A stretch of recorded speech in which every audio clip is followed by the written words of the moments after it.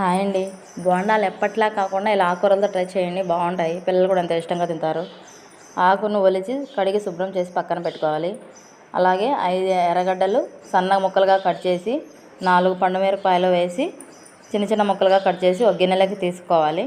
ఇప్పుడు ముందుగా కడిగి శుభ్రం చేసుకున్న ఆకును బోండాలు చేసుకునే మిశ్రమం అంటే శనగపిండి వేసుకొని, మనకు కావలసినంత శనగపిండి, 2 స్పూన్ల ఉప్పు, 1 టీ స్పూను వంట సోడా వేసి బాగా కలుపుకోవాలి.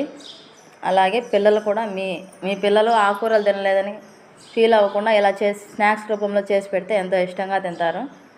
అలాగే మా ఛానల్ని సబ్స్క్రైబ్ చేసుకోండి. ఇప్పుడు బాగా అంత పలుచనా కాకుండా అంత గట్టిగా కాకుండా కొద్ది కొద్దిగా వాటర్ వేసుకొని ఇలా కలుపుకోవాలి. ముందుగా పెనం పెట్టి పెనంలో డీప్ ఫ్రైకి సరిపడా ఆయిల్ వేసి చిన్న చిన్న గుంటలుగా వేసుకొని బ్రౌన్ కలర్లో వచ్చేంత వరకు డీప్ ఫ్రై చేసుకోవాలి. ఇప్పుడు బ్రౌన్ కలర్ వచ్చేసినాయి, వాటిని తీసి పక్కన పెట్టుకుందాం. దీంట్లో కాంబినేషన్ ఎర్రగడ్డ కారం చేసుకుంటే బాగుంటుంది.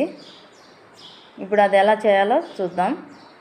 ముందుగా మిక్సీ గిన్నెలో 4 పండుమిరపకాయలు, ఒక పెద్ద ఎర్రగడ్డ చిన్న చిన్న ముక్కలుగా కట్ చేసి వేసుకోవాలి. అలాగే ఒక టమాటా, కొద్దిగా ఉప్పు వేసి బాగా మిక్సీ పట్టాలి.